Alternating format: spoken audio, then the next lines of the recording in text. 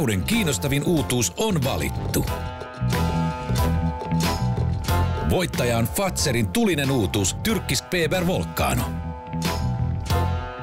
Tämä tuote, joka me lanseerattiin, on nimeltään Turkish-Peber Volcano, joka on nimensä mukaisesti tulivuoren muotoinen makeinen, joka sisältää pehmeän polttavaa laavatäytettä. Uutta siinä on se, että se on ensimmäinen pehmeä, täytteellinen makeinen tässä sarjassa. Uutta oli myös erittäin hyvin toiminut kampanjayhteistyö Rovion kanssa.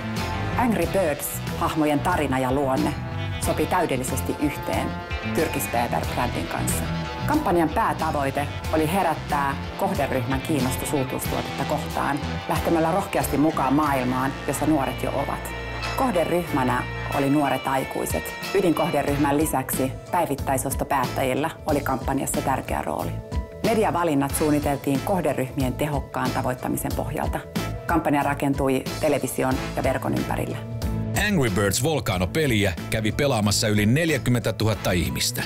Olemme huomanneet, että television rooli on erittäin tärkeä huomioarvon nopeassa kasvattamisessa ja mielikuvien luomisessa. SUP oli osana kampanjaa, koska halusimme tavoittaa muun muassa nuoria kaupunkilaisia edelläkävijöitä. Palaute kampanjasta on ollut todella positiivista ja innostunutta.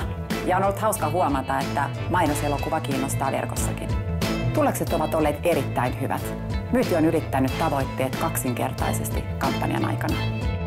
Turkish-Peber Volcanon vieminen Angry Birds-hahmojen maailmaan nosti mainonnan huomioarvon erittäin korkeaksi. SUB onnittelee voittajia.